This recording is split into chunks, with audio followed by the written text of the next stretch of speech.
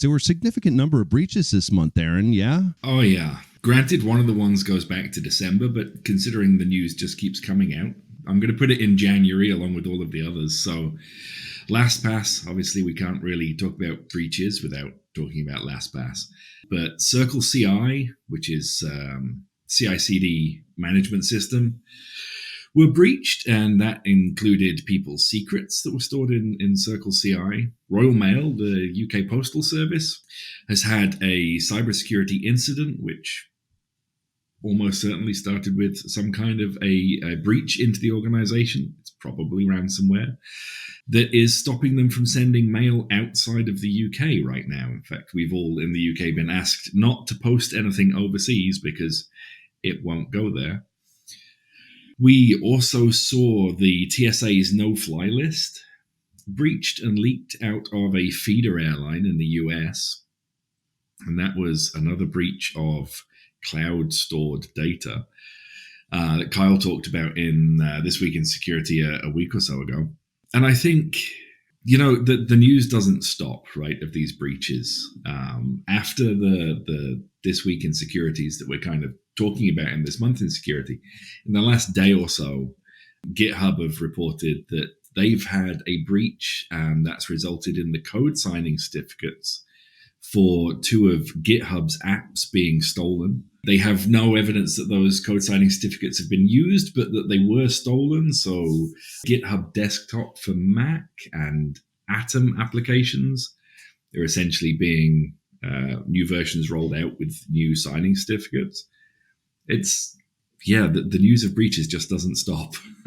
Yeah, it would appear that way. And it's funny you mentioned the Circle CI one. That's something I've been doing a little bit of research into one of the new OWASP projects, which is the top 10 for CI/CD pipelines. They actually have a project for that. I don't think it's an official project, but it's at least in focus at the moment. And that's one of those things that they really talked about was, hey, you can really breach software I shouldn't say pretty easily, but it's a good time, I guess, if that's your aim, to really try and get in on the pipeline level so that you can continuously reinfect and spread out as you go. I think pretty soon we're going to be having a little bit of a snippet on the OWASP CI/CD top 10. I'm not sure when we're going to be doing that, but we should probably take a moment to mention it on the show too at some point. Yeah, I think LastPass and Circle CI and I suppose the GitHub breach, they're all about sensitive, secret information being stolen, right? Passwords, API access keys or AWS keys, tokens, sorry. And that's come into focus, at least in the last month. I think CISA released an article on knowing where your secrets are.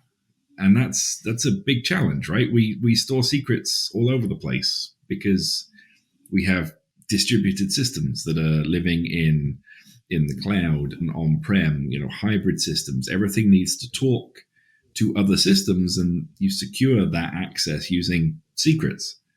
But they've got to be stored somewhere because the human isn't pumping them in. And that's it is relatively easy to breach an organization because usually soft, fleshy things, humans, right, are the way into most orgs. And once you're in, stealing the secrets just lets you pivot across all of the infrastructure, exfiltrate whatever you want. I think to your point, Aaron, it's what really fascinates me from a security point of view. Now, I like to kind of get geeky and nerd out about crypto stuff and all the latest technologies, but actually so much of security, like probably the most pivotal part of security is trust. Really, everything that we do from certificates to password managers ultimately always requires some element of trust between various parties. That's what underpins it. If it literally was just person A and B, Alice and Bob talking to each other and there were no other third parties, you wouldn't necessarily need as much trust. You wouldn't need the same kind of infrastructure and reliance. But as soon as you involve a single third party, and then we're on the internet, we're involving millions of third parties, we rely on all these kind of protocols and solutions and vendors to provide that element of trust. The one thing I'm being asked a lot about at the moment is password managers following the LastPass breach. And there have been plenty of news articles recently looking at how Bitwarden has the way they kind of have the number of hashes for storing users' master passwords. There've been Safari and other kind of password managers. They've all had an increasing element of time by researchers spent on them. And we put as users, whether we're using this for enterprise use, whether it's for personal use, a huge amount of trust into these organizations to hold our really probably the most important secrets, not just our passwords. For many of us, we're storing credit card details in our password vaults. We're storing social security numbers and other really private information in these kind of secure notes that you can put along with your passwords. So there's a huge amount of trust that goes into it. And ultimately, what do we decide to do as users, right? Do we kind of figure out that actually the risk isn't worth it? It's not, we can't trust these third parties, or do we find some way to kind of mitigate that risk and ultimately decide that we have no choice but to trust these third parties and to do what we can to, as I said, mitigate that risk?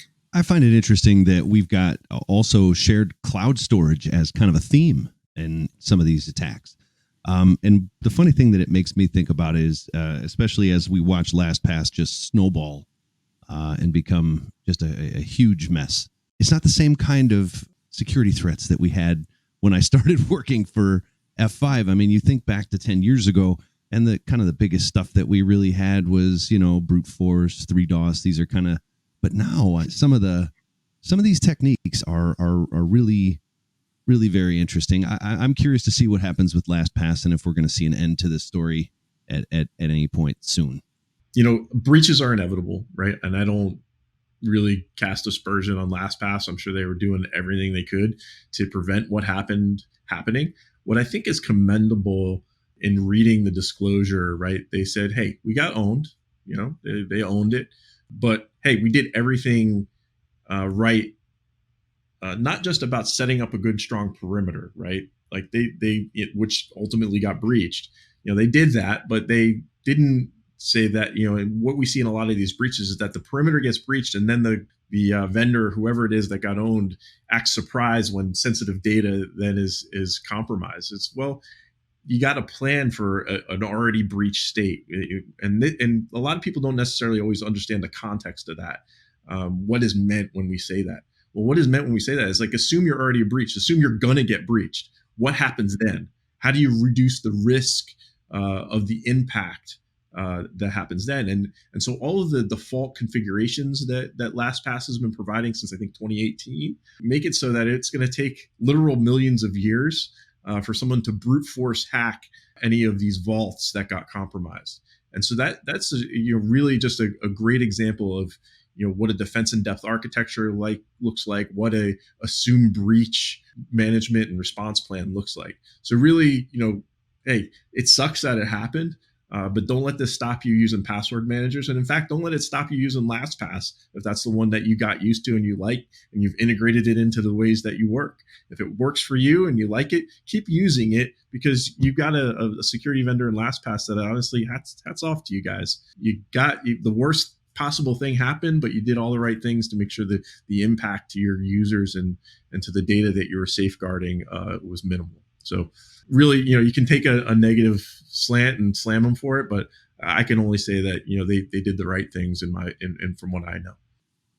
I think what will be interesting for me is seeing, and I've been a staunch LastPass user for, I want to say, decades. I wasn't certainly customer number one, but I was on pretty early on and have, stuck with them with kind of various kind of either breaches or security vulnerabilities that were discovered in, say, the browser extensions for years. Because ultimately, I kind of believe in that zero trust, that zero knowledge kind of architecture, whereby as long as I'm the only one that has my master password, in theory, people can steal my encrypted blob of passwords. They're not going to do anything with it because it's encrypted. And as long as the crypto's good, we're fine. Of course, the problem is once you realize that actually there are other aspects to it. It's not the pure crypto necessarily that's a problem. And there are unfortunately questions as to the crypto use in LastPass as well. Things like the metadata, the number of hashes that are used to secure your master password, your email address, the sites you go to, all these kind of things, unfortunately, give attackers really good clues and really narrow or shorten the kind of time needed to kind of crack any one individual vault. So it will be interesting to see how many people stick around. I know just anecdotally, so many people, unfortunately, move into other password managers. That said, I don't think password managers are going to go away anytime soon. We're still reliant on them. We've been kind of calling or foreshadowing the death of passwords for, again, what feels like decades. We're never quite there. It's been like IPv6, it feels like. But, with Fido's passkeys coming out and being kind of rolled out slowly, who knows? Maybe we'll get to a point where we don't need to give away so many of our secrets, but I certainly don't see it happening anytime soon. Yeah, it's an interesting point about getting away from passwords. We've been talking about using passphrases, for example, for years at this point, and how it's easier to remember passphrases than it is passwords that have upper, lower numbers, exclamation marks, whatever. But the number of times that I'll sign up for a website, probably an e-commerce site, and it's going to enforce, it's got to be, more than 8 characters. It's got to have an uppercase character, a punctuation mark, and a number in it. That message of make things easy to remember never got through. No, exactly. And this is so frustrating. I completely agree with you. I would much prefer that people use 4 to 5 word passphrases than a mediocre kind of short password that has punctuation and numbers in, because there are very few sites that will prevent you from putting a punctuation mark or a number at the end. And yet, if you ask people to add punctuation marks and numbers, they'll probably stick them at the end. And so that's a huge clue and advantage for attackers, because they'll go through dictionary words and then just iterate with numbers at the end. But you've kind of hit on one of my little pet peeves. In fact, I wrote an article on Labs a few months ago now about the relative strength or perceived strength of passphrases, because clearly one of the perceived strengths is the length. And absolutely, if you have a passphrase that's 30, 40 characters because of the words, in theory, from a length point of view, that's far more secure than a 12 or 16 or 18 character password. And yet there's now evidence that there are tools out there to do effectively dictionary-based attacks on passphrases. And I won't bore you with the maths. You can go and look at Lab's article if you're into that kind of thing. But when you look at the actual kind of key space, if you like, the number of possible passwords based on the number of words that we use in the English language, on average, passphrases can be significantly weaker. So it's a really interesting kind of point. I think, yes, passphrases can be more secure as long as they're truly random and long enough. But they're not always quite giving us quite the security that we think. But again, to your point, Aaron, so many sites you go to won't let you use, passwords are sometimes too long, ironically, or they won't let you use passphrases because they have these arbitrary requirements in them. Yeah, and it's 2023, and sometimes you'll click on the I forgot my password link, and it will still email you your password in the clear, which terrifies me. I heard of a fascinating attack recently where the attacker was. This actually comes from a story from Darknet Diaries for anyone that kind of listens. So I can't claim to be the originator of this story. But the attacker actually, in this case, it was a pen tester, it wasn't a real attack, figured out that they could hit password reset links for an email address. Now, that in itself, you think maybe isn't an avenue of attack. If I, Aaron, try and attack your account and I put your email address in, I don't receive that email address. I don't receive that email, so I can't, what do I get it? What do I get from it? But what the pen tester realized was the website was generating a very short, I think 5 or 8 character password. Now, he didn't know it. Again, he didn't have access to the email, but he knew that for a period of time, the password was only 5 characters. And to brute force any 5 characters is significantly easier than what the user's password may have been, which may have been 30 odd characters. So, there are still many, many sites that haven't unfortunately thought through all the possible different attack vectors for password resets. Yeah, I've had sites do exactly that, right? Click reset my password, and your password is 1234 or whatever. It's very short. And I've had thoroughly frustrating conversations with the owners of websites whose website either is going to email you the password in the clear, that one happened and not that long ago, a couple of years maybe, or email you a short password. And the response you'll get, these are usually relatively small companies, is, we've spoken to the guys that make our website and they say there's nothing wrong with this. And that's fundamental security messages aren't getting through. Absolutely, but that's honestly half the problem. Is I think is just keeping up with different attack vectors. I honestly don't envy website developers, application owners, application defenders, because what we considered secure, what we considered good practice 10 years ago, or even a year or two ago, probably isn't true anymore. This kind of attack vector of sending out, a short-lived and short character of 5 passwords, who'd have thought necessarily that the attacker wouldn't have known the password, but they could have brute forced it in that small time window. And the fact that the attacker would have done it in the middle of the night when the real user was asleep to not see his email come through. So I don't envy people on the other side of the fence that actually have to protect their apps and data, because there are just so many different vectors, and keeping up to date with it is a really hard job. Yeah, trust me, being on the defending side is like a never-ending losing battle. One last thing I wanted to say about that, the LastPass, and you mentioned people leaving LastPass and going to Bitwarden, amongst other solutions, but Bitwarden is the one that comes to mind, because this is, I guess, somewhat predictable. A couple of weeks after the LastPass news, when it really started gathering steam and people started talking about moving to Bitwarden, what did you see but phishing ads in Google?